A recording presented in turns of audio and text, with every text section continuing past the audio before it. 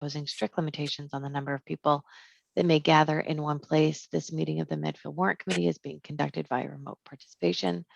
No in-person attendance of members of the public will be permitted, but every effort will be made to ensure the public can adequately access the proceedings as provided for in the order.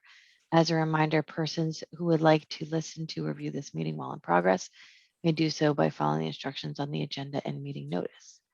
And we are being recorded for everyone's future viewing pleasure. And to do a quick roll call, I am Sharon Tatro, and we have Bob. I am Bob Sliney. Ed. I'm Ed Vozella. Newton. Newton Thompson here. Amanda. Amanda Hall. And Jeremy. Jeremy Marset. All righty. I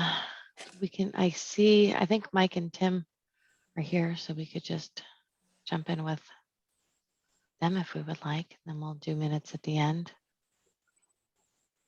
And I think we might have a couple of warrant articles that we haven't talked about yet that we might be able to do. So. Hello, Mr. Quinlan. Good evening, everyone. Good evening. Hi, Hello, everybody. Mr. Bonafati. How are you doing? Hi, everyone. Evening. Good. Well, I'm just gonna, I think maybe turn it over. Bob, do you want to say something, or do you want just Mike and Tim to jump in? Oh, Or? we got the men here. We don't want to waste their dimes. All righty. Well, I know you got our questions, so I'm just gonna let you say whatever you would like, Mr. Quinlan. Well, I'm really here to start off just to answer questions. I know there's a bunch of questions, some that are very relevant to the articles at hand, and some that kind of creep more into further presentations that we plan to make to you as we get closer to the summer and start to refine some numbers and finances and other information as we prepare for a fall town meeting. I think Sharon, really wanted to focus the conversation tonight on relevant questions around the articles, specifically the MSBA process. I think was a key point, which I'm happy to elaborate on. I did get through sort of preliminary answers, which I distributed to the questions that were sent to me in the hopes that that'll help to streamline the conversation. But I did pass those around yesterday. Great, thanks, Sharon. And then, I have with me Tim, who has an even deeper history than I do with the MSBA, and as well with Medfield, having served this community for certainly at least twice as long as I have. We are at your discretion. Have people had a chance to look at what Mike put together, or would it be helpful to just have Mike run through that at a high level first with the questions? I've read the majority of it, but I think it would be helpful, Mike, to kind of have you just do a high level walkthrough. Thank you for your very thorough answers, by the way. That did provide a tremendous amount of clarity to a lot of the questions. So I appreciate that. Sure. I mean, maybe I could start off with just sort of a history of how we got here, at least as it pertains to the project, not necessarily the articles, but and then we can talk about what we see from the SBC's perspective as next steps, and then maybe if you have questions related to the article and its presence at town meeting and what that might potentially mean, then we'll go from there. So this project has been a long time in the making. It certainly predates me being a Medfield resident. I joined the Permanent Building Committee, I think in 2011 or 2012. When I did at that time, it was already on the radar as a potential future project, capital project. And I know it was on the radar for Bob McGuire as he filed a statement of interest back in 2012 to pursue a replacement for or renovation to the Dale Street School. That was something that was factored into the sort of mini master plan that we did when we were looking at the public safety building project. We looked at that whole area of Dale Street, Adams Street, and North Street, and looked at all options for the public safety building. And as such, we also looked at the other uses that were on that site, the Dale Street School, the Memorial School, and the Parks and Rec facility. Ultimately, with that project, obviously, we settled on replacing it in its current location.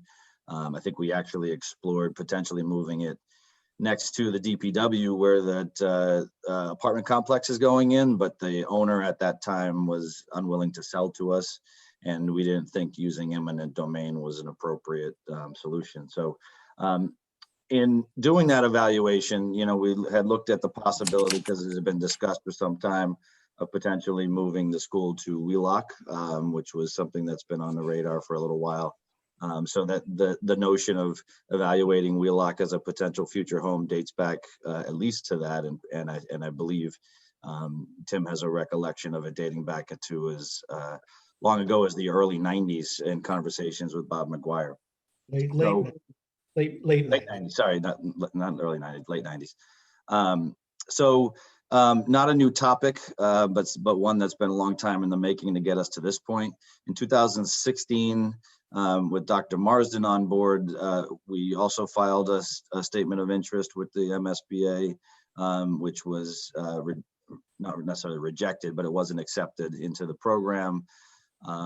We were kind of figuring at the time, I believe, that it would take 3 or 4 entries at least before we would be recognized by the MSBA.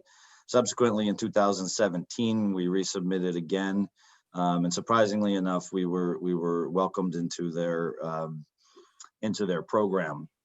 So a little bit ahead of maybe what we were thinking, but by all means, they had done a site visit and recognized the challenges that school faces. And so we were, Tim, do you remember the numbers? It was like something like only 15 or 16 out of like 80 some communities that were brought in that year. Do you remember the Yeah, number? I don't remember them, but that's like roughly the kind of, Yeah. that's about right. So from there, we went to town meeting and we asked for feasibility study monies, which is the $1 million that was appropriated to pursue this process, and then set out to form a team. We brought on Left Field as our owner's project manager, and then brought on Arrow Street as our designer, and started to engage the community through educational visioning sessions and other types of public forums, and as well with our school building committee meetings. And then we sort of went through the early stages, which is called the preliminary design program. And as part of that phase, which you'll hear referred to with our alphabet soup, otherwise known as the PDP, we went through that phase and we started to evaluate what sites would be possible for the school. And we expanded it as much as we could. We basically took the whole town. And then we looked at parcels that the town owned. We decided early on that unless there was a strong reason not to, that we wouldn't pursue any sort of eminent domain or taking of land. So we looked at properties that the town owned and then narrowed it down by size to a minimum of 10 acres as a beginning point for a sizable enough site that could accommodate a school of the size we were looking at. We then subsequently narrowed that down quickly by looking at other constraints, whether they be legal or remoteness from the middle of town or things like that, and quickly came down to 2 potential sites, which is the existing Dale Street School site and the Wheelock site.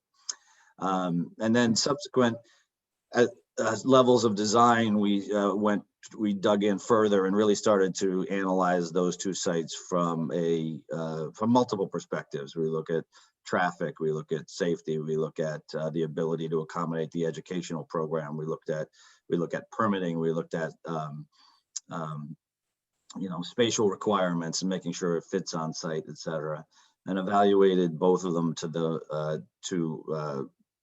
sort of get a feel for where people were coming out. We reached out to the community and did a survey, which I know has been referenced multiple times. There was, being perfectly transparent here, that survey did show originally that a plurality preferred the Dale Street site, and the Wheelock site was slightly less. It also showed a plurality that preferred the grades 3 to 5 option, which we were originally evaluating, instead of the 4-5 option, which we're pursuing now. But we dug a little deeper and just taking, it was an informal survey, but we dug a little deeper into the commentary. And one of the things that we took to heart was that it seemed like there was a misconception that many people thought that the Dale Street School ad reno scheme would be the least expensive option, which is one of the reasons why people preferred it.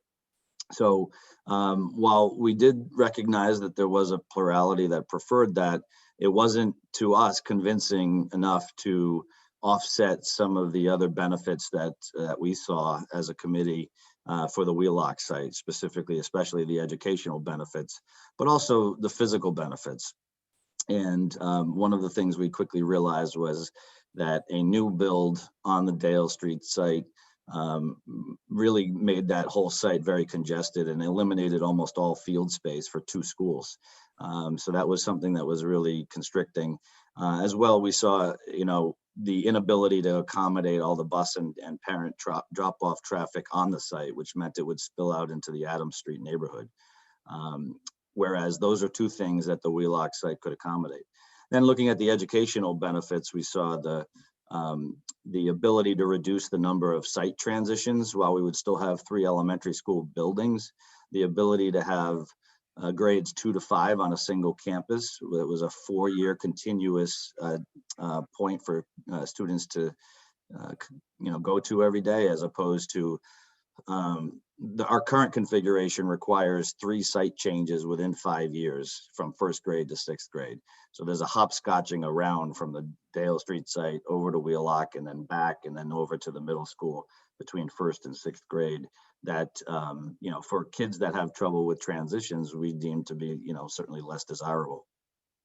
And as well, the physical constraints at Wheelock, or the lack of physical constraints, would allow us other educational benefits, such as outdoor classrooms and as well more field space and recreation space for physical education.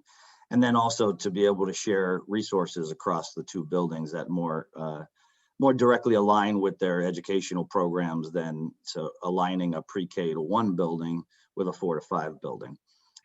So those are kind of the key elements that we saw as the real benefits that drove us to select the Wheelock site. In presenting that to the Board of Selectmen in September, they wanted to do additional public outreach, which they're certainly in a place to make sure that we did that. So they did. They asked us to do an additional public forum. So we postponed the project for 2 months. They did receive feedback on both sides of the debate about which site would be preferable, both from the Dale Street site and the Wheelock site, the Dale Street neighborhood and the Wheelock neighborhood, both in favor and against each option. They weighed that into their desire to get more information. So we did do a second community forum on the topic, and then subsequently did an additional community forum specifically for the Wheelock neighborhood. And then the selectmen, having been pleased with the efforts that we made, decided to take a vote and voted unanimously to support that selection. Subsequently, we submitted our preferred schematic report, which basically identified the option that we're going to pursue, and submitted that to the MSBA, and went through their process, which includes what they call their facilities assessment subcommittee meeting, which really sort of examines the preferred option that we submitted and make sure it makes sense from an educational perspective, and it's not something that is something that the town shouldn't be pursuing for whatever reasons, financial, educational, etc. Then we went through that subcommittee, then recommended to the board that they vote to approve it. The board voted in February to approve that selection. And we moved into the next phase, which is schematic design, the phase we're in now. So that sort of brings you to sort of where we are in the process.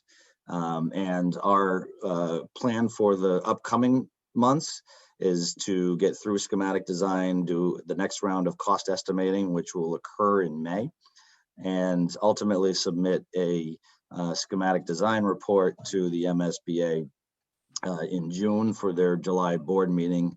And they would then vote to approve that, and if they saw fit. And then we would then be given a certain amount of time to vote the project and the funding for the project, which we would be looking at a fall timeframe.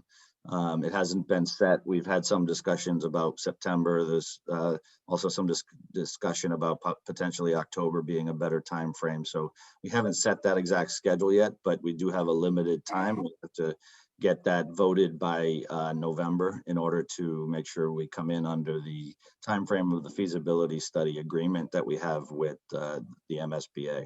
Long story short, the MSBA just cannot tie up funds with any one community forever. They have many communities clamoring for their support and their help in their process. So ultimately, while they've been very generous because of COVID and allowed us some time extensions, that won't go on forever. So we will need to ultimately make a decision and vote the project. So in our minds, that's the next step, is that we would vote the project in the fall for funding. That was a lot, I know, to take in. So I'm going to pause here and see if there's questions. Needs to see something. Yeah.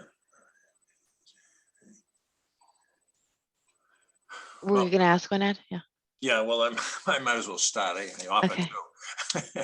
And I want to thank you, Mike and Tim, for all of your responses. I went through it all, and it was very, very helpful. I think most of the citizens in this town probably didn't follow the whole process as closely as as certainly Bob did. And so when I saw that Warrant Committee article questioning the number of students and the original intent of where the thing, it forced us all to dig into it, and I spent a lot of time looking at it. So I thank you for all of your work. I certainly have come to the same conclusion that you have, that the school belongs at Wheelock, but I think from a town's perspective, one of the things they're going to be looking at always is, what's it going to cost me? And then beyond that, then they'll start thinking about some of the other issues. And as I look at your schedule that you gave us in one of the answers, I just want to make sure I'm comparing the correct columns. So it would be what I think you're calling the Dale Street site would be the B1 column. Is that correct? Add reno 4.5. That's the addition renovation option. So just quick, that is, we're required to explore the add reno option as part of any MSBA project. So that's something that's always not optional with the MSBA. Right. But is that the comparison we use versus the G1 column, which is the new construction 4.5? If we're comparing the ad reno, yes. So the B1 would be the ad reno scheme on Dale. E1 and E1.3 are new buildings on the Dale Street, and then G1 and J1 in that table were new construction options. G1 is the one that is our preferred schematic option. Okay, so that's 59.4 net. That is our estimated, our estimated numbers right now. So again, that was at an earlier stage of design, and we've made some decisions since then, and we will have better pricing when we get through this next phase of design. And as such, we won't know the MSBA's reimbursement until we get through the design process. So, and ultimately, figuring out what the MSBA will participate in and what they won't participate in. But I think from a overall perspective, what we've been trying to do is also bring costs down. The market, of course, is also going to move its own way. But basically, that is the estimate that we had when we submitted our preferred schematic report we submitted it in December. Right, and I understand those, they're all gonna move when you get better numbers. But assuming that they're perfect right now, you'd be looking at 59.4 at Wheelock. Correct. And if you, like I said, what I guess I'm looking at is if I was talking to the person down the street and they asked me, which is more expensive? Mhm. Which column do I compare to? B1, E1, or E1.3? So that's in order to make sure you're comparing. It depends on, if we're talking about adding and renovating to the existing school, that's the most expensive option. Correct. And if we're talking about a new build at Dale, it's the least expensive option. But in our minds, it was not something that would have made for a good school when we had a better site. And that's why further on I detail what the differences are in terms of the overall cost between a new school at Dale versus a new school at Wheelock, which is a little bit of a different comparison than a new school on either site versus an addition renovation. But black and white numbers, it's $5 million cheaper at the Dale Street site for a new school, based on this table. Yes, based on this phase, that's our estimate. Yep. So And I tried to outline in there just a little bit on why there's a delta like that. And does this table only reflect the building cost and not the site costs that are identified later? No, this is the entire cost of the project as it stood at that time. Got it. So, not that I want to complicate the process, but I guess I feel like you also have to be concerned with what, if you go to Wheelock, what Dale would become, right? Yeah. So right now it says Dale, like Wheelock, okay, if we go off of those bottom numbers, is 5 million more and Dale is 5 million less. But then like what other projects, I mean, we've talked about the fact that, you know, Park and Rec is kind of the next project that I think the building committee is looking at. Like, are there other things like, and should we be having a greater conversation about if one of those projects is going into Dale versus if this school stayed at Dale, they had to build new? Like, are there two bigger numbers we should be adding together as a town to care about the entire thing? So, Or am I going too far? No, really important to understand. And these are good questions that any good citizen would want the answers to, is what do we do if we abandon that building as a school? You know, those are all important decisions. And so we basically would have a couple of options, and then we'll talk about, you know, the permanent building committee, which is starting to look at the reuse of that building. But we could mothball the building if the town felt that it wanted to save it and reuse it at some future point. Not ideal, you know, to spend money to mothball a building that's going to sit empty on the existing site. We could demo the building if the town decided that it was past its useful life. And then the other option is to reuse it immediately. And so we're exploring that right now. Our current thinking with the permanent building committee, of which both Tim and I are members, our current thinking is that we could very inexpensively move Parks and Rec directly into the Dale Street building should the school project be approved and built. And what that would allow us to do is to, excuse the term, but kind of kick the can down the road a little bit for Parks and Rec, so that it's not following directly on a project for them is not following directly on the school project. They would use a portion of that facility as a tenant. And then, because despite its condition, it's actually an upgrade from the FAF Center, which is a bit of a sad statement, but it's the life we have right now. And so, you know, the FAF Center is certainly well beyond its useful life and has all sorts of issues and is not a large building. And moving Parks and Rec in would allow them to expand their programs. It would give them obviously access to fields and parking and stuff that would give them more flexibility without having to sink in. I think what they estimated at somewhere between $10 and $15 million new building they were looking at for potentially Hospital Hill. So we do have some feasibility funds left that they had received as part of an appropriation a few years ago. And what I have asked them to do is to talk with their architects and look at what is the absolute minimum we would have to do to be able to put them into the Dale Street School building. With the concept that we could potentially solve two problems here, at least in the short term for Parks and Rec. We could, by building a new school and allowing Parks and Rec to take over that facility. In addition to that, we would explore other potentials for tenancy, and I know Leo Brem had mentioned education collaboratives as potential tenants, and someone else mentioned the Medfield food cupboard might need space and things like that. So we would definitely explore, if this project does proceed, we would explore other opportunities to put to maximize the use of that building. And then longer term, we would need to make some decisions about, what do we do with it? Do we keep it? Do we demolish it? Do we renovate it for Parks and Rec to stay there?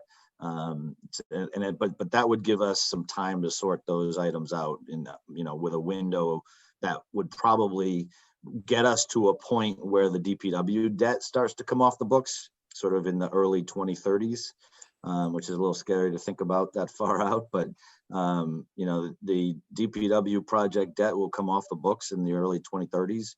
And that may provide us with a little bit more financial leverage to be able to do something with Parks and Rec. Do you think it's fair or not to be able to make the comparison? Like if I just take a couple of the numbers that you said there, like if I just took the low number of it would cost $10 million to build Park and Rec a building, like, is it fair for me to say, okay, if we did E1, Park and Rec needs a building, so I'm going to add 10 million to that. So that brings that number up to, basically 65 million. But if it's at Wheelock, maybe they could get away with tossing $1 million or $2 million into it, and that brings that number only up to 62. So now Wheelock is overall for the town $3 million cheaper, or is it not okay to make that leap yet? It's really not Wheelock or Dale at that point. It's new build versus ad reno, right? Because any new build would allow Park and Rec to utilize the existing building if we so chose.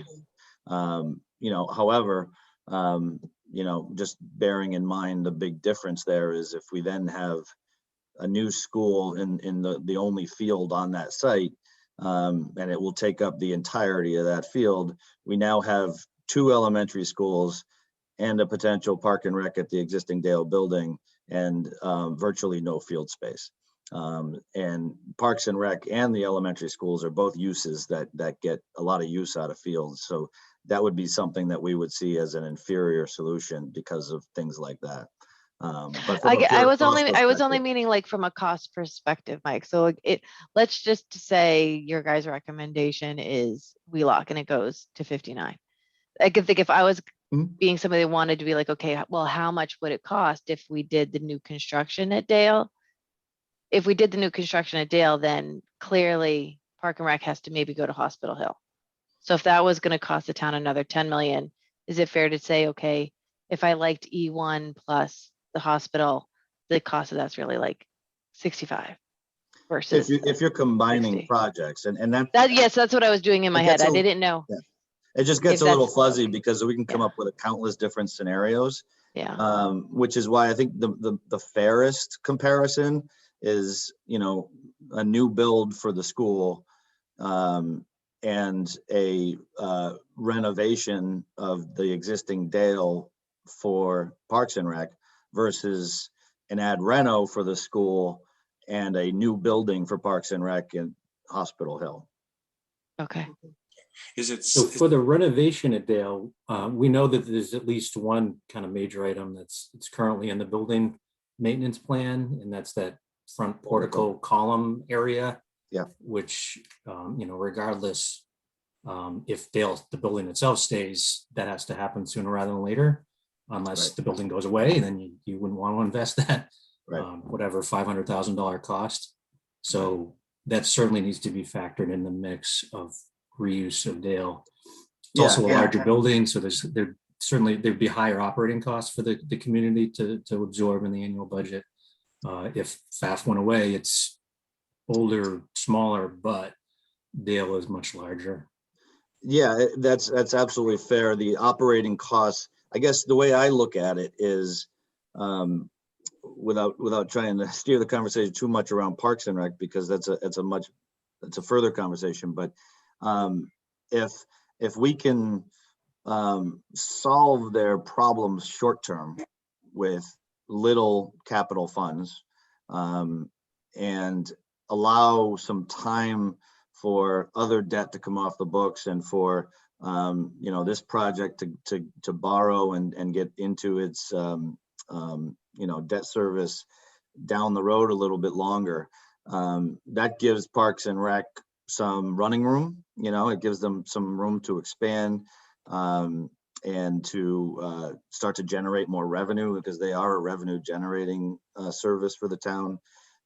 So those types of things we could do in the short term without investing heavily, while we decide what do we want to do with Parks and Rec. And it may be that the Dale Street building is not a long-term solution to them.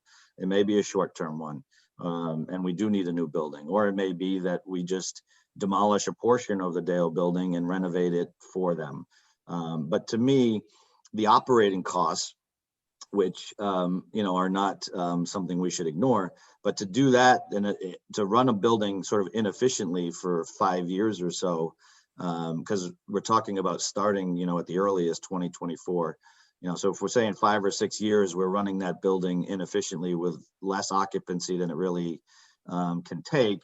To me, that's shorter money than trying to ask the town for $10 or $15 million for a new building for them.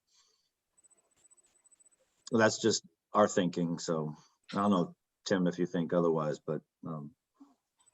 Mike, can you, because the questions that came around that chart in your, I think it was number 8, and you and highlighting the differences between Dale and Wheelock construction. Can you walk through your other bullets on that contribute to the site costs? Because I think that gives some insight. Yeah, so the biggest reason why Wheelock is more expensive is because it's a larger site, and we have a lot more site work to do. Not only, again, to try to accommodate the parent drop-off areas and the bus drop-off areas on the site, so they're not spilling out into the neighborhood like they would at Dale, because we have the space to be able to do that. So we're trying to put forth, a project that makes sense, not just one that's cheap or cheaper. And so the other thing that we're doing that isn't necessarily apples to apples to a Dale project is that we are addressing the drop-off loop in front of the Wheelock School. So they're seeing the Wheelock School would see a benefit, and that's a project that this town will face sooner or later. We're just proposing that it be incorporated into this project. So the site makes up more than half of the delta between the two in terms of additional cost. Next would be infrastructure. So the one difference between the two sites is that we would need to upsize about a mile worth of water pipe to have the proper water flows. That currently the pipe is undersized to accommodate the two schools on one site. So that's approximately $1 million in itself, and helps to sort of show you why that one site is a little bit more expensive. And then traffic signaling and traffic, we right now we're carrying about $500,000 for sort of the worst case scenario. We know that the one downside that we saw, the one major downside to the Wheelock site would be increased traffic to an area that doesn't see as much traffic right now. And so we wanted to look at how that traffic would flow. We did some preliminary traffic studies, et cetera. Our current belief is that just keeping it simple and doing sort of 3-way stop sign at South and Elm instead of a traffic signal would be adequate. But we're carrying the worst case scenario, which would mean signalizing that intersection. So that's another difference between them. And then, one thing we didn't factor into that chart that you see was replacement fields. So we are going to make sure we do replace one field. We voted to replace one field that the one we're putting the building on. And so that's another difference. But the main difference is the amount of site work, because we're affecting more acreage, and again, trying to keep parent vehicles and bus vehicles on the site. So in terms of looking at that, Mike, one question I had that with the Dale site, I thought that there was a field that had to be replaced there as well. Is that? There would be, yep. So wouldn't that be the same? I mean, why would that increase the costs of? It would be slightly different, slightly less, because it's a softball field versus a soccer field, so it would be smaller. Okay. But you're right, there's field replacement costs for both sites. But again, we wouldn't have the ability to replace that on the Dale Street site. So we would need to look at where else in town that could be recreated. And not having the space for the site, it's incremental costs, but I don't know if I can visualize in my mind what the Dale Street location looks like with a school that's 50% larger, because currently it's 63,000 square feet and the current design is 98.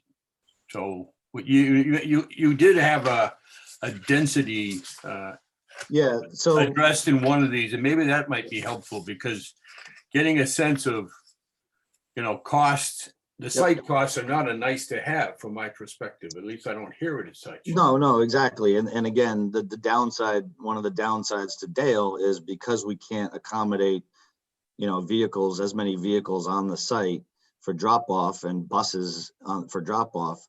Some of that would spill out onto Adams Street, which, yeah, it's cheaper, but is that really the best answer? And in our eyes, it's no.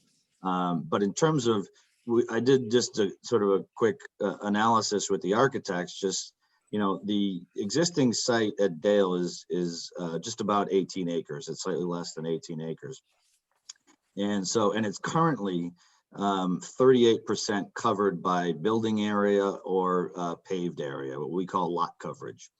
And if we built a new building there, that would increase to about 52%. 52% lot coverage is not something I would expect to see in Medfield personally. That's something I'd expect to see in Cambridge or Somerville, or some sort of slightly beyond the urban Boston. But that's pretty dense site for a school. At the Wheelock option, we have a 48 acre site, and one that is currently 11% lot coverage. If we build the new school there as we've proposed, that would increase to about 22%. You can see just the drastic difference in the ability to be flexible, the ability to design a building that makes sense educationally, and to accommodate the vehicles that it needs to accommodate. Mike, you have a nice rendition of what the new school would look like at Wheelock. Do we have anything that if you built that 98,000 square foot at Dale, what that whole property would look like? Because I think that would show the general public just how congested it would be. Oh yeah, it was all part of the presentations. We explored. I mean, the chart I sent you is only narrowed down to like the 5 options, but we explored, multiple options into the teens. I think it was. I was gonna say there was at least a dozen or more. Yeah. Right. One point. Is there a visual on what the Dale Street would look like somewhere? There is. I would need to dig it up. I don't have it handy, but I could certainly send it out for distribution. But basically, a new school at Dale would take up the entirety of the field. It takes up that whole field, because there were a couple I remember from those meetings before I handed off my baton to Bob. They have those whole 3D renderings of the Dale things, because and they did some that show you how tall it would be versus how tall the houses are on that street. Right, and it would be right up against the edge of the street, pretty much. I mean, there's some setback, but it's minor. but it would be, you know, a 30-foot tall building with roof mechanicals on top of it, not far from, you know, one-story ranches across the street. Right. And Mike and Tim, with your experience, could you explain what would go on in the two schools that exist now? So Wheelock has 2 to 3 at the site, and Dale has 4 to 5. Correct. What would the scenario be during that construction period? Because I know you considered that in terms of disruption and the like. Can you just outline what that would be in either scenario? Yeah, I mean, I'll give you my 2 cents. If Tim wants to chime in, he can as well. But again, having the additional space at Wheelock allows us to isolate the construction a lot better. At Dale, obviously, if we built a new build at Dale, we're in the smack dab in the middle of 2 schools. So not only are we taking away their fields, but we're now, you know, building a new building right up against 2 existing schools. And that period would be about, call it a 2-year process. At Wheelock, we recognize that there could be some disruption to the Wheelock site, but it's more easily isolated given the size. And again, it would only be 1 school for during construction. In an ad reno scenario, obviously there's much more disruption. And we're looking at more along the lines of 30 months plus in terms of disruption. And that would cause the 4th and 5th grades to have to, you know, abandon portions of the building and during certain phases, which means we would end up having to do rent modular units and things like that to shuffle kids around over probably the span of 3 school years, not a full 3 years calendar wise, but 3 school years would be disrupted. Wow. Yeah, and I mean, I think, you know, we do a lot in construction now to try to mitigate the impacts of construction on the site. And usually it's pretty successful. And Jeremy knows we're building the Natick Middle School, and it's pretty tight up against that existing middle school. And kids generally get used to that over time. I mean, I think between the measures we take and just, you know, it gets off their radar after a while, and it becomes part of the background. But that Dale, I mean, that was obviously my objection to Dale in general, once we decided not to do an ad reno, was really around just because when you do look at those images that Ed was asking about, it really packs in tightly between Memorial and Dale. So, you know, I think in the long range, I think people would look at that and, you know, it's a 50-year, we're doing this for 50 years. And so people would drive by and say, that was a decision to put that big building right there, you know, and so out of context, to me, it didn't make any sense.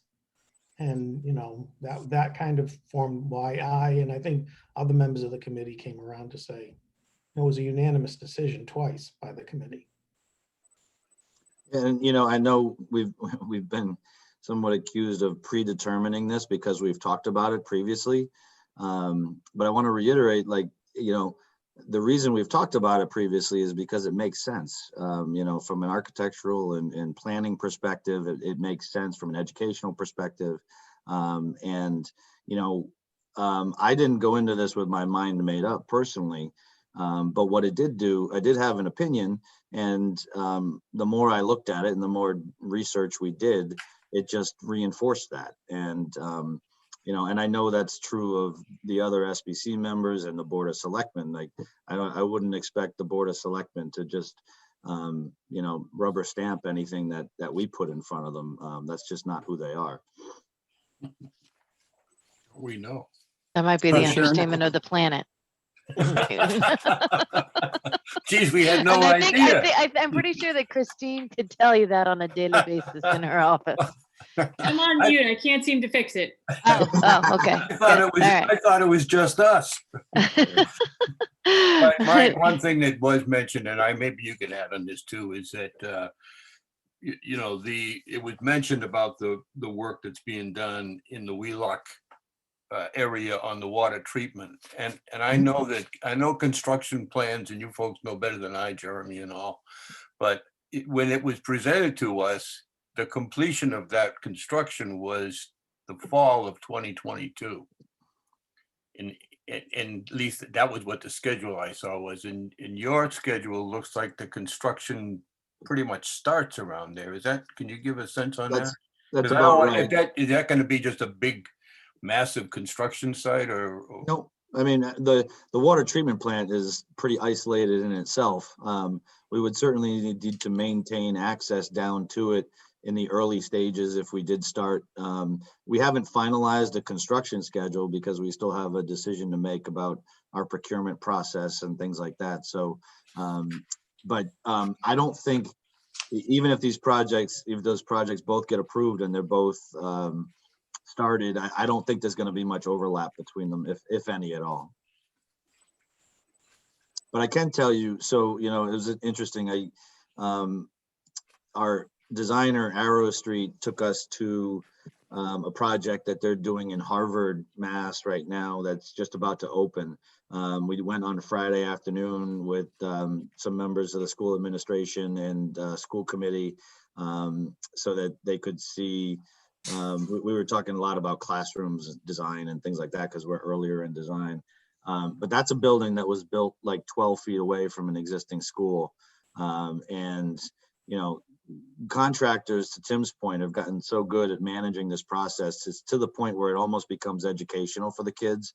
You know, they do little seminars and things like that where the kids can get involved because, you know, especially what kid in second or third grade or, you know, fourth and fifth doesn't want to see a big bulldozer or a, you know, an excavator or see steel flying in a crane.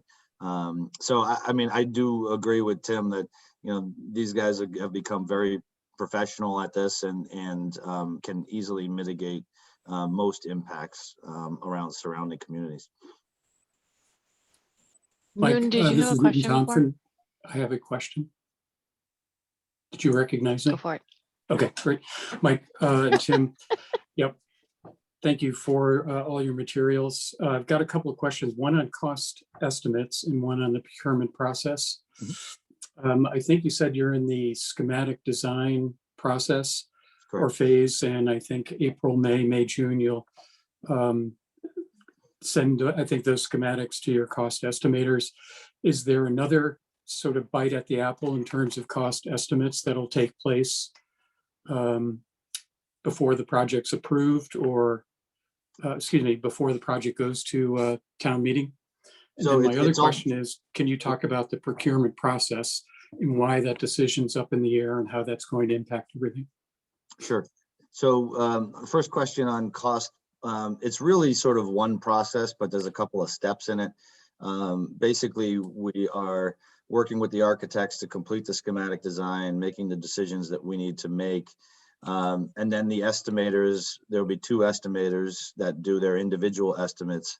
And then we do what's called a reconciliation, where we come together and make sure that each of the estimators are viewing the project in the same way. And then we kind of get to an agreed upon number.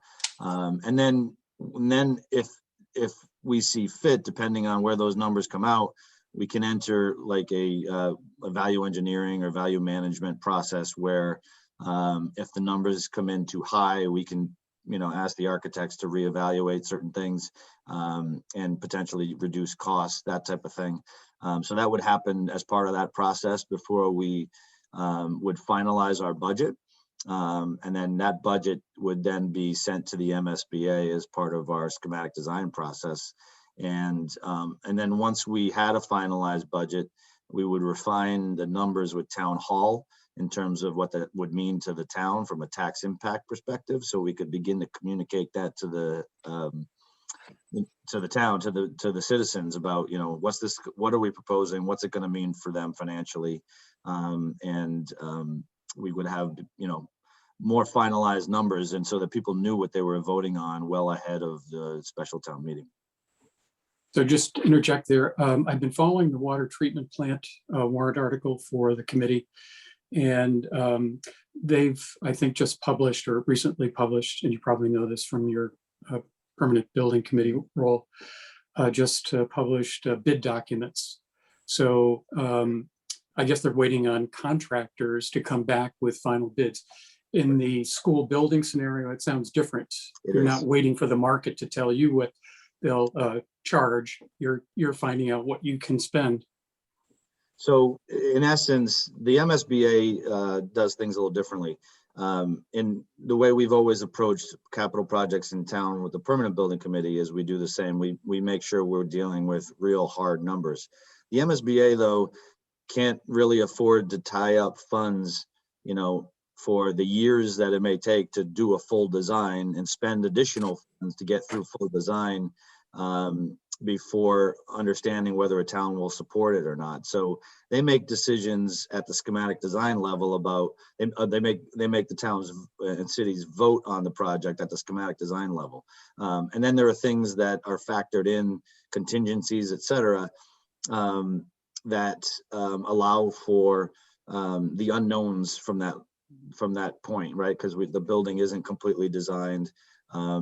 Construction prices may go up, but there's contingencies built into the budget based on historical data, which they're very good at tracking, and making sure that, you know, we're making smart decisions about what the budget should be, such that, you know, in an ideal world, we're not coming back for any additional funds unless there was something drastic that changed.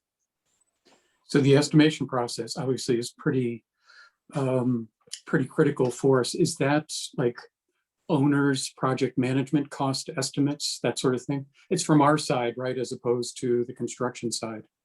So we have an estimator through our owner's project manager, and then the architects have an estimator. And then those two come together. And I can tell you, and Tim will agree, it's usually the same two estimators, but they're on different sides of the, AM Fogarty is one, and PM&C project management and cost. They kind of are the real industry leaders in Massachusetts in terms of estimating schools and K to 12 schools.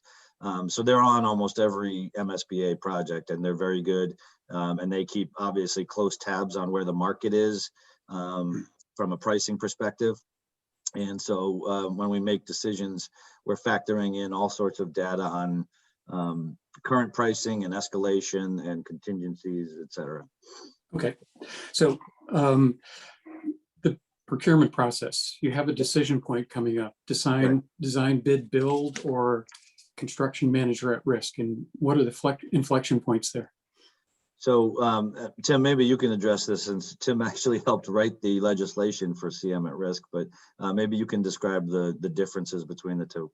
Well, so design bid build is traditionally what's been done until 2004, and what we did in Medfield in the high school and middle school, where you design the building and then you bid it out to pre-qualified contractors. In CM at risk, you bring on the CM. They're usually a different kind of an organization earlier. And then you work with them through the design. They give you constructability ideas. They work on that mitigation plan we talked about. And they basically own the estimates until you negotiate the final price. And that's kind of what the OPM's responsibility is. Traditionally, the inflection point is around the complexity of the project. So if you really can't show it in the 4 documents very easily, we usually recommend CM at risk. But, you know, that's kind of a judgment call that we have to make at the building committee. And the differential isn't cheap. You know, it's several millions of dollars. One, design, bid, build versus the CMR. Sorry. Yeah, and that's kind of what, you know, we typically tell clients. It's, you know, is that differential worth the certainty and the more predictability that you get out of the CM process? And that's going to be the judgment we have to make as a building committee, because I would say in this case, it's less clear than in some of the other projects we've had. You know, it's a much more of a judgment call here. Okay. And so, I mean, one of the major differences is with a CM, they're taking on the risk. That's the at-risk part. So, and they have contingencies and holds and allowances built in for that uncertainty. And, you know, typically what we see is a lot of times they end up giving money back at the end because they overinflate risk up front, kind of to ensure they're not going to exceed their guaranteed maximum price. Whereas with the GC, you're buying the drawings. So if it's on the drawings, you own it. If it's not, you don't own it, which means every change or miss is a change order. And so the town has to then carry contingencies for that. I So mean, but make sure we do get, you do get change orders in CM at risk too. It's just true, yeah, you presumably have less. right. It's more like, a change order for CM. If it's owner driven or something like that, then that's a change order, obviously. But the idea that the CM has some built-in contingencies already is one of the major reasons why it's more expensive up front. And so the school building committee will recommend that to whom? The permanent building committee that recommends it to the board of selectmen, or? No, the school building committee will be making the decision on how, and we're making a judgment call based on what we're seeing in the project, recognizing that it has a major financial impact, and it's something that we have to justify when we go in front of the town for final approval. Okay. And as such, we'll need, before we even get in front of the town, we'll want to make sure we've justified it to you, because we'll need your support. We'll need to justify it to the selectmen, and we'll need their support. So, it's not that we're making the decision in a vacuum. We're more tied in with how the decision should go in terms of, what factors we want. One of the other factors that, need and actually is at play in Medfield is time to market, because you can get to market quicker with CM at risk, and especially if it's a very inflationary environment, and looks like we're probably heading toward that again. And it has been historically the last 4 or 5 years, even 5 or 6% a year inflation in construction. And now we're seeing what we thought was going to sort of level out with the pandemic, but it's starting to, the pricing on materials is getting up into double digits. And if, depending on what happens with the infrastructure bill, we think that there's probably inflation is going to continue back closer to the previous inflation. So every time to market becomes very important, and CM at risk, you can get to market quicker. You can get to market, 3 or 4 months quicker. And the other problem is that, in schools, it doesn't help you you only have certain landing times. You have to finish them in the summer, or you have to finish them for the winter break. Doesn't do much good to finish a school, in September or October, really. It's gonna sit empty until the next break. Yeah, the government pumping $2 trillion into the economy, plus potentially another $1 trillion or whatever, the infrastructure bill. That type of economic stimulus causes the market to just go through the roof. So that's a risk that we're facing as we move forward. Thank you so much. Go ahead, Ned. Do the cost estimates assume one or the other, going out to bid or the CM? Well, we'll make that decision this month before we go to cost estimating. Okay, so these numbers will change based on that decision. Correct. Well, these Okay, numbers gotcha. right now, the budgets right now assume the CM. Yeah, The CM, okay, all right. That's what So Right. we try to be as conservative as possible early yeah, on, that's and sort of show, as much as possible the worst case scenario, and then hopefully we're able to refine numbers down. That makes sense. Right. Mike, ahead. and Tim, speaking directly to the article, the assertion is that the enrollment projections have set this on a course that hasn't been considered properly, and that if it is that we can and should go back to the MSBA and make the case. I know you've addressed it in the question, but I want to make sure that's a point that's addressed. No, that's a good point. That's something that I haven't addressed yet. The MSBA, obviously, they're the experts, right? They're doing this every day, working with countless communities throughout Massachusetts. I'm not a demographer. Their numbers feel high to me, but I'm an architect, and I manage school projects. I'm not a demographer. But we did kind of question it to them, and because typically the way the process goes, and Tim can speak to it more as well, is typically the town is the one asking for more, and the MSBA is trying to be conservative and saying no, you're not getting it. So usually the negotiation is the other way. We are, I guess, a pretty rare town, and we have what they term a historically high birth to kindergarten ratio. What that means is that the number of children that move into the town after birth but before kindergarten is very high relative to other towns, as opposed to, births are easy to predict, right? You have a birth 1 year, you can expect enrollment, in 5 years in kindergarten. So it's that influx from people moving into town with school age kids, before kindergarten that are harder to project. So that's one of the reasons why, and we've seen, while we did experience a dip, we have been seeing sort of sustained growth. We certainly have been seeing some development in town and potential future development in terms of added households. But, we had the question to the MSBA, we talked to them about it. And, they stood by their study, and they think that it's accurate, and it's hard for me to question that when they do this, all the time, every day. This is their expertise. This is what they're for. And they have a history and a lot of data more than we do. So, what I tried to take a look at in that regard is, all right, let's, some people have said, well, what if we went on our own? Could we build a school that was more in line with our projections versus the MSBA's projections? But when you take the MSBA's contribution, which, as we noted here, is in between 17 and $18 million, when you take that off the top, we look at a new building just from a cost perspective. I kind of looked at it as a cost per seat, right? So for every one kid, that has a seat in the building, what are we spending? Right now, our budget is reflective of approximately $107,000 per seat.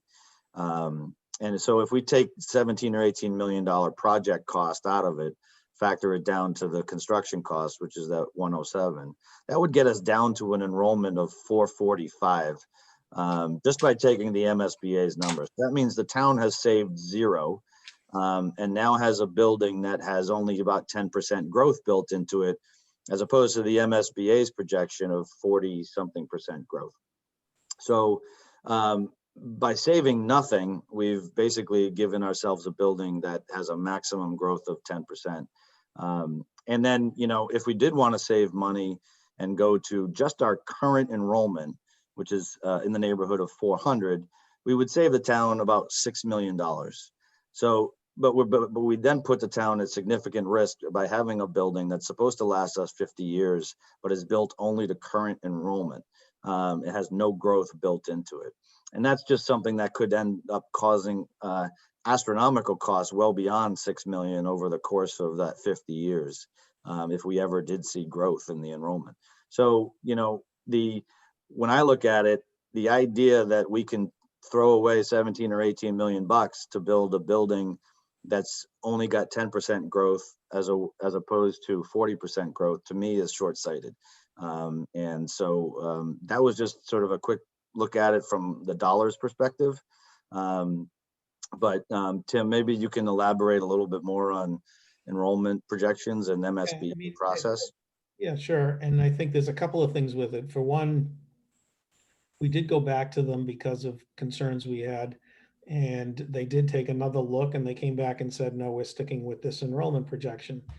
And that's a hard line with them. That's a bright line. Basically, as Mike said, normally towns are wanting to build something bigger than what they give them for an enrollment projection. But one way or the other, if you want to revisit the enrollment projection, they will tell us to do it on our own. They won't. That will be a pretty quick, easy answer from them. Because we've already approached them once. but I would offer, because we all are struggling with seeing where that growth could be over the next 10 years or so. But Hopkinton, we did the Hopkinton Elementary School 3 years ago, maybe 4 years ago. And they were going to the MSBA saying, we need more population. And the MSBA held tight to where they were. And we were in the middle of construction. We had actually started foundations, and it was obviously evident that the school was going to be overcrowded the day it opened. It's an early elementary school like Memorial is. And we were able to, because of the design, sort of expand the wings to slot in an extra 4 classrooms, which, the MSBA let us do it because we were able to get it done quickly and within the time frame it needed to be done, but the town had to pay that whole dime. So there's no, they're very, for whatever reason, they're very hard about their enrollment projections. They're very confident in them, and they feel strongly about that, and they don't want to revisit those. So that alone, that portion of that article alone would, pretty much end their participation in terms of continuing further with this. And I would just add, it's not in their incentive to build buildings that are too big. Like, it's just the opposite. Their incentive is they were created, out of the whole or reorganized out of the whole Newton North, fiasco. Like, it's their job to make sure that buildings are built cost efficiently. And they are very focused on that. So they're not out there going, oh yeah, just throwing in an extra 10 or 20% enrollment growth. That's just not the way they operate.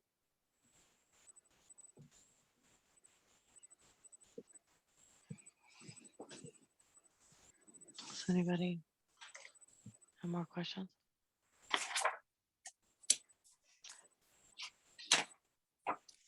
Do you have, I guess my question is, so let's just say this passes, it goes back, and the recommendation is it should be Wheelock instead, and then we go to town meeting and people vote down the deal and it goes down to Wheelock. Like, I've heard a lot of people say that if it gets kicked back like that, that we could potentially lose the MSBA funding because they don't like that.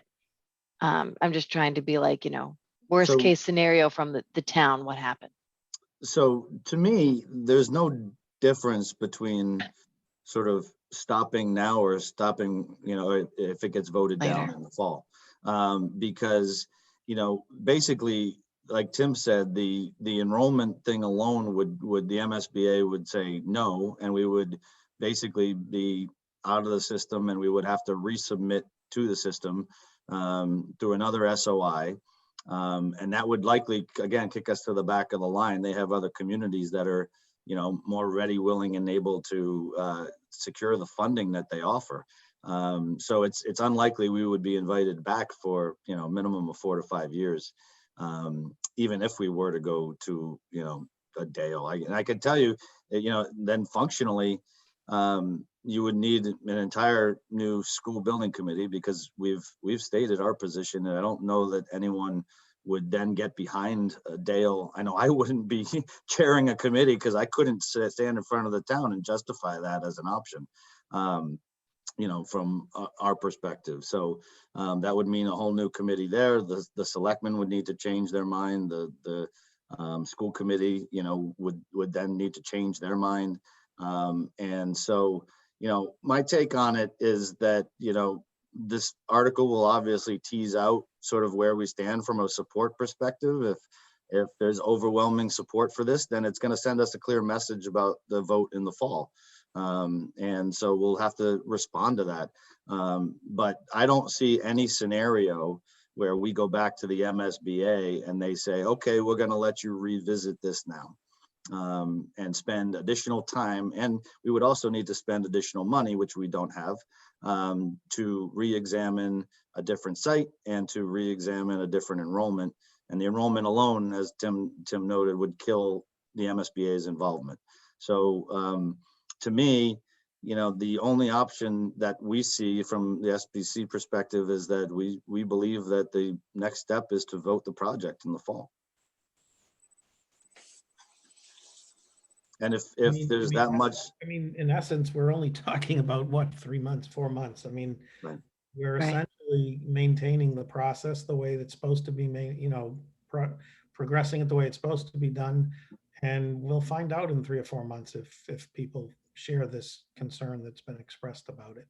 I think, you know, that article about the notion of revisiting something that the MSBA board has supported, which they have, the wheel-lock has been supported at that PSR, as Mike mentioned.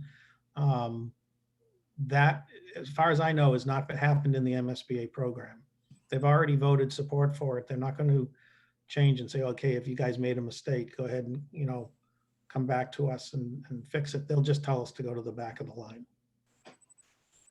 It's basically, And we'll know that Start in over. 4 months Yeah. if the town feels that way. I mean, it makes no sense. We've pretty much spent, we're pretty, well, in fact, we've committed all of the money in the feasibility phase.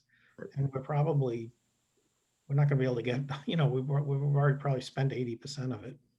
pretty close. so yeah. just, I guess, so just to walk through that. So if it fails in the fall, and if people want to do a school in a different site, it's basically like starting over, going back to the town, doing another $1 million, doing the committee again, coming up with the whole thing again, and So let going me, back through an application process probably let again. me walk, well, we would have multiple options. Yeah. Okay, so, you know, obviously the one option is if it gets voted down, we could do nothing and just live with what we've got. Not an ideal option, obviously. Option 2 is if we wanted to get back into the MSBA program, we would submit another statement of interest for potentially up to 4 or 5 years, or maybe even longer. But it, you know, I think we're currently saying 4 to 5 would be a minimum. And wait for them to invite us back. Or the other option is to build the school on our own without the MSBA support. And we discussed that option already about, you know, we would need to build the school to a minimum of our current enrollment and probably with some future growth. I know, you know, ever since I joined the building committee, you know, I've been such a proponent of this. We build buildings to last 50 years as a municipality. We're not a developer looking to sell it.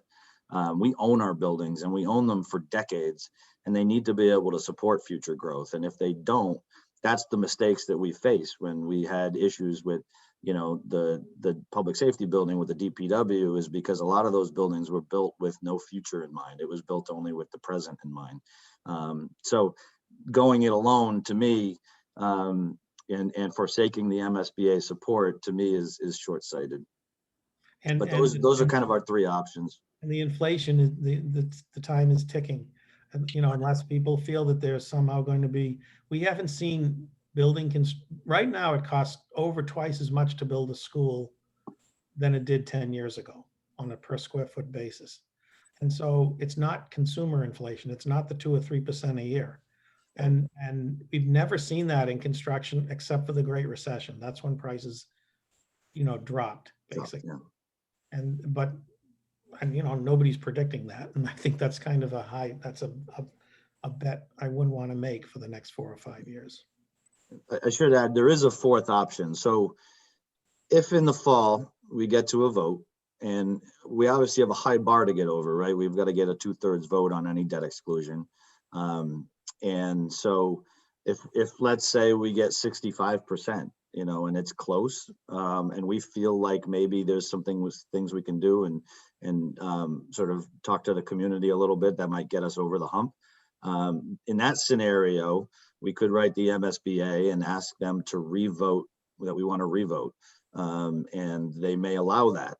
However, it needs to be the same exact project, you know, maybe reduced cost, but same site, same educational program. They don't want that to become something where we're given an opportunity to redesign the building or move it to another location. That's not what that process would be for. But they would allow, you know, in a close scenario, they would allow us the time to propose, at least, whether they accept it or not, it's a different issue, but to propose to revote it, say, in a couple of months or something to that effect. Hey, Tim Bonifati, that sounds like deja vu all over again. Yeah, it really The does. 20 years, that's exactly what happened 20 years ago. You do You're gonna not have want to you're go gonna there. have to you're gonna have to get up on that low bed trailer again and I do not want to go back down that road. No, I just want to be clear that No, of no, all the options. I'm Yeah. sorry. I just had the shivers on He's that. getting the heebie-jeebies from the high Tim and school. I know what that is. That's You're gonna not- have nightmares tonight, huh, Bob? But Mike, I mean, I really appreciate this. I want to make sure a couple of your questions that you did address are addressed here. On question 3,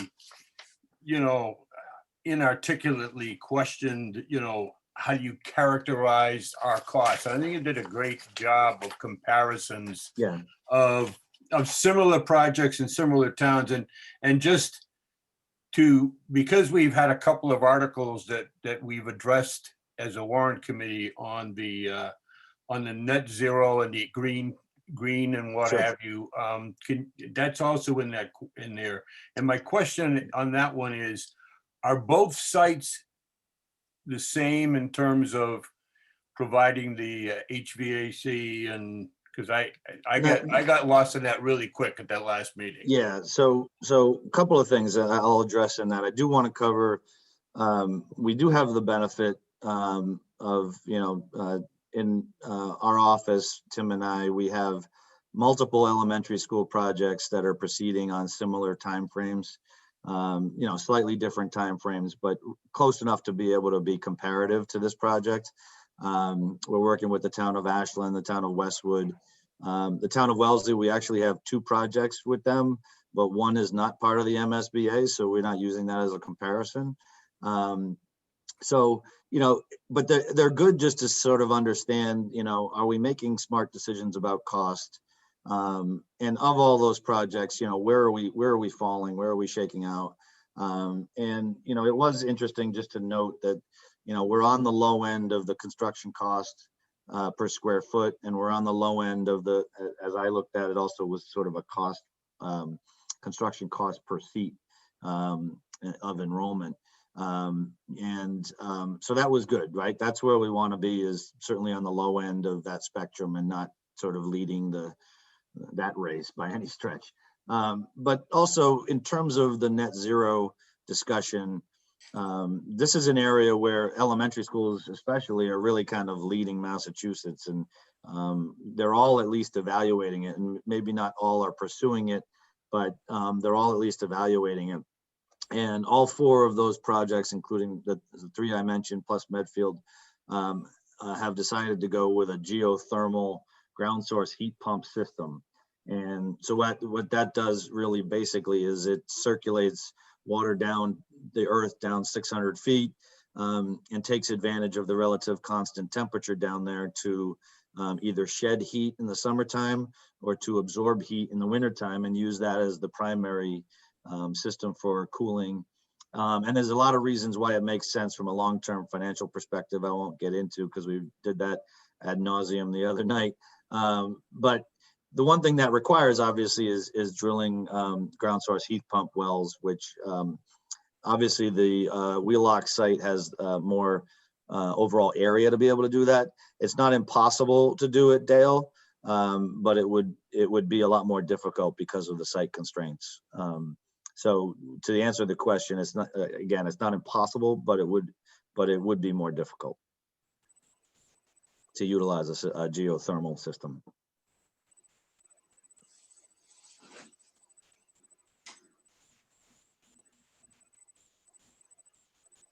Does anybody have any other questions? Have we completely exhausted you yet? I didn't want to make an introduction, but I will make a statement now that, having had the very difficult job of succeeding Sharon Tatro in the building committee and trying to catch up and show at least some competence relative to my predecessor. I got to tell you, the work, I know each one of us in our work with the various committees throughout the town, we all come away, extremely impressed and just overwhelmed by the volunteering and the effort that goes into all these committees. But I got to stand before you and tell you that the work that this committee has done, you know, and I will say Mike specifically, because as the chairperson, he's carried quite a load. And he's doing 2 jobs, you know, in addition to his real jobs. I don't want to get my boss mad at me. But I just want to say that I really sincerely appreciate the leadership that Mike shows and that Tim has always shown, and the whole committee. So regardless of where you stand on all the numbers, to see the diligence and the thoroughness and the professionalism and in all sincerity, the objectivity that they bring, I'd be remiss if I didn't offer that as a thanks to both of you I do want to. and the rest of your committee. I do want to just make the point about, I mean, as you know, anyone who does committees knows chairmen do, you know, 90% of the work. And, when you do what Mike's done, really, it's a lot of work. It's a lot of hard work that he's put in, and patience. And if you've seen him go through 2-hour meetings and respond to questions, that's not easy. I don't know that I have that patience anymore. So to be honest, I think it's just it's a real tribute to him, and you know, Medfield's lucky to have that. Well, thank you. So Thank you. I Both. I appreciate that. I have a quick question, Mike and Tim. So what can we expect from the school building committee prior to annual town meeting Sure. in terms of public outreach? Yep. So again, we do have, I don't know if we've got dates on them yet, but we will be planning more community forums to distribute information. We're in sort of a key phase of the schematic design we talked about. So we will be planning, as we start to get that completed and start to get through cost estimating, we'll be planning more community forums through the end of the spring and through the summer. As such, we will also be doing outreach to, you know, boards like yourselves and the Board of Selectmen and other influential parties, just to make sure everybody knows what's going on. And we will also reach out to different constituency groups, similar to what we've done in the past with other capital projects, making sure we do presentations, what we call road shows, for groups like the Council on Aging or Memo or, you know, any sort of Medfield Lions I've been asked to be in front of in a week plus. So I'm looking forward to that because, you know, to your point, Bob, and this is by no means any offense to Christine and Nick, who I know work hard and obviously late into the evening, but so much of this town is run based on volunteers committing their time. And so, you know, I thank this group and everyone who serves on these boards and committees, because I do know the amount of work that goes into it. And I wish someone had told me, because I would have turned the job down, but no, but so we'll be doing more road shows over the summer. We'll be doing more community forums. I will say, you know, I still take away from this whole pandemic that we've had far more community participation in this project because of Zoom than we ever had in person on any of the projects that I've worked on for this town, whether it's the public safety building or the DPW. So, you know, to me, it's been really helpful to be able to get public input and to be able to respond to questions for the community digitally. It doesn't replace, you know, in person, but I think we're able to reach far more people than we ever have. And so to me, that's a good thing. And I'm hopeful that we can get back to some more in-person presentations over the summer and as we approach the fall, and possibly even, depending on timing, if we can get, you know, back to actually having a Medfield Day and be able to, you know, communicate face to face with people, I think is important. And hopefully that'll all come to fruition. But this isn't the last you've heard from me, and whether you're happy about that or not is a different issue. But we will definitely, especially as we start to develop the numbers in more detail, working with Christine and Nick on debt service, and we are going to be looking at this project holistically in the town, including the the water treatment plant and any other sort of capital projects that we see coming up. But we also want to make sure we have a full picture of our debt service, because while these projects are proposing adding debt to our books, there's good timing here, because the debt from the high school project, the 3-school project that Bob and Tim are referring to, is starting to come off the books and over the next couple of years. So we will, be at a position, I think personally, financially, this is a good time for this project. Thank you very much for your time. You're Everybody. very welcome. Everybody Thanks good? again. Thank you very much. All All right. right. Thank you. Thank you very much, Good you night, two. everyone. Great. Appreciate it.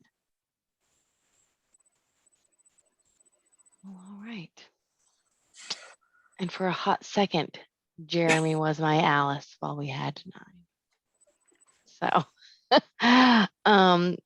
Christina, Nick, do you want to, I guess, do we want to talk about that anymore, or have we beaten that horse for the night? Anybody? All right, looks like we've beaten the horse for the night. Do you want, Christina or Nick, do you guys want to talk about those couple of things you sent around before the meeting on the 2 articles that we haven't voted on yet? Absolutely. Did everyone have a chance to review the enterprise fund budget information that went around? Yes, I did. Thank you so much. I've been waiting with bated breath. You've been waiting with, yeah, I was just gonna say that. Are there any questions on the enterprise fund budget? I resolved mine with Nick personally. Perfect. I love to hear that. Yes, and I can speak to it if you want me to. Yep, there were just some minor changes in salaries across both funds, but that was just COLA based. COLA impacted the indirect expenses coming into the water and sewer funds. Again, COLA impacted that. The one thing that caught my eye was the big debt service jump in water and sewer.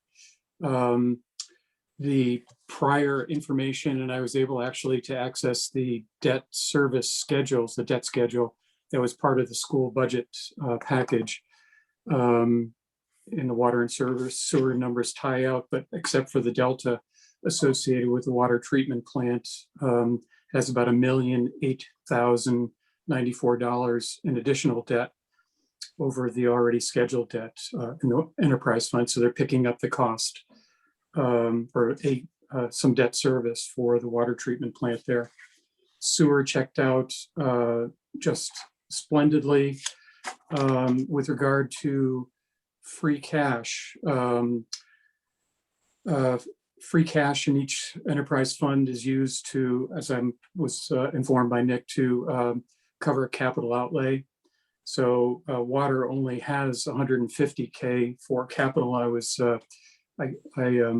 asked him what was the delta of 342,000, and he said that the Water and Sewer Board was using that amount of additional free cash for debt service associated with the to fund debt service on the water treatment plant. At least that was my understanding. But other than that, the numbers from my review of salary operations, emergency reserve funds, capital outlay, the I&I and sewer, and their capital, everything agrees to the materials that we've seen and reviewed. So I'm happy to, with the Article 14, and I'm happy to make a motion to pass. But I don't want to cut off the debate or discussion or questions. Go ahead, Jeremy. Yeah, I'm just curious, on the bottom line, as far as the percent increase for these 2 budgets, what does this represent over last fiscal year for the water and for the sewer? At my numbers are probably old, I did not update them, but I will. And they certainly don't have the additional, on an operating basis, after putting in the COLA, but that was minor. Water is up, and this is a dated number, Jeremy, so I'll have to refresh it for you, is up 2% over the prior year, the 21 budget. And sewer was up 4%. And we broke those numbers down previously. Again, these are salary and operating costs. Sewer was up almost 3% over 21 on operating costs because of lab fees, 10K for contract services, 5K for sewer chemicals, that sort of thing. They can be itemized for you. On the salary front, water's increase was all salary at 2%. Sewer is up 1.6%. Again, that was before COLA, so they're going to add some percentage increase there as well. I'll refresh these and get back to you. I'm sorry, I did not finalize these numbers in comparison to last year. So the free cash comparison is retained earnings. So both water and sewer, the separate enterprise funds, have retained earnings, which is their free cash or stabilization. Yes. How's the numbers look for retained earnings in each of these accounts? I don't have those balances. I'd have to defer to Nick or go back to the water and sewer board for that. So And I can water is about 800 and sewer is about 750. And right now we are tracking very significant revenue year this year to boost that for going into fiscal 22. Those are good. Those are good numbers. I'm sorry, what was that, Jeremy? I said those are good numbers. Okay. As So a Nick, percentage of the operating budget. So those numbers you cite, Nick, are before free cash usage for FY22? That's current balance? Correct, yeah. Okay. they get certified on a similar schedule as free cash. Yes. Thanks, Nick.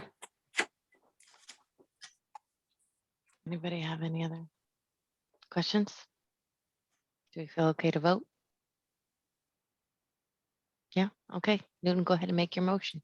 So I move that Article 14, to see if the town will vote to raise, appropriate, or transfer from available available funds the sum of money for the Water Enterprise Fund and the Sewer Enterprise Fund, as shared with us earlier this afternoon in the schedule or the draft of the article. There's a second. All right, Amanda. Okay, Bob, Yes. Ed, Yes. Newton, Yes. Jeremy, Yes. Amanda, Yes. and I am also a yes. I'm sorry, I'm just reading the question that's in the Q&A.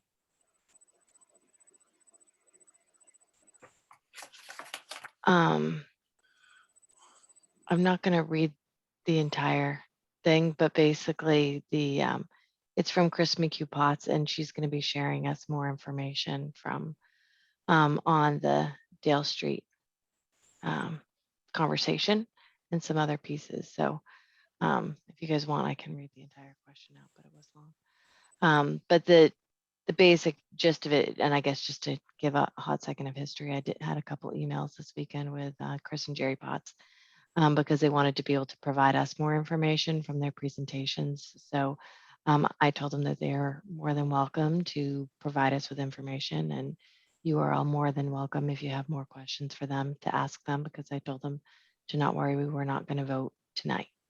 And we will do that later on. And I told them not to feel rushed to put their stuff together. So we will just kind of put a pin in that after everybody's slept on it. And then after we get the information from that Chris and Jerry want to send over, then we can talk about it again. Does that work for everyone? Okay. All right. Was there anything, was there another one, Christine, we need to do, or is it, or were they both just related to that? We just had one more to do. So you voted the budget last week. We've had one change. It does not change the bottom line of anything. Man. But it does change the line item. I've actually closed off Sharon on my computer right now, so I can't see her face. Here, I'll just do this for you. I'll just do this. Perfect. It just changes the amount of the workers' comp and the property and professional liability. We were able to get our final invoices from Maya, unfortunately on Friday afternoon. So we just updated those today. So it doesn't change any of the overall budget.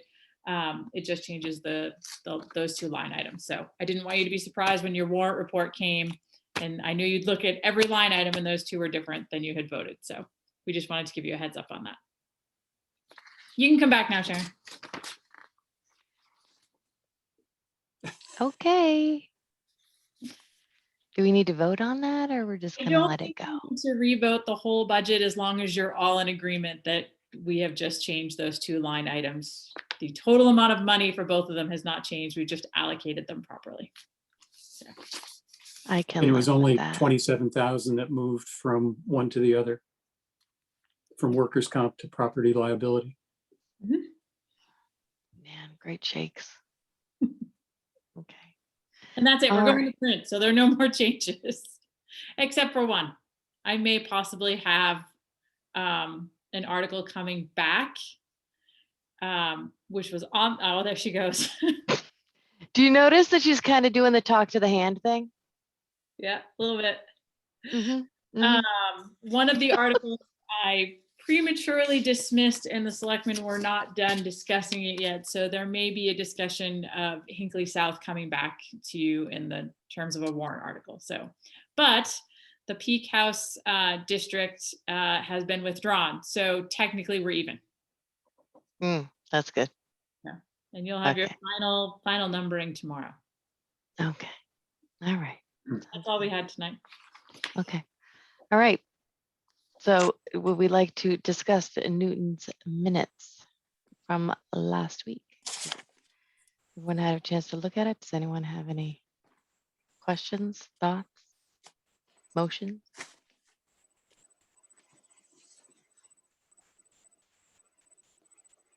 Move to accept Newton's minutes. Is there a second?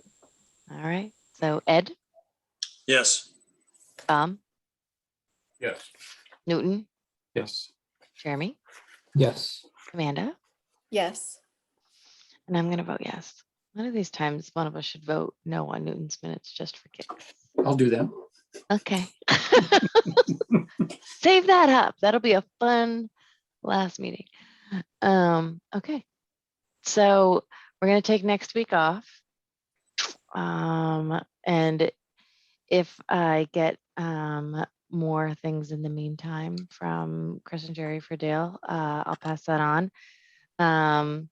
Otherwise, we don't have any specific agenda items right now for the 26th because we had been holding out for the Peak House that we're not going to do. So we will schedule a meeting for the 26th and probably talk about Dale again and how comfortable people feel like voting after these 2 weeks, and I guess go from there.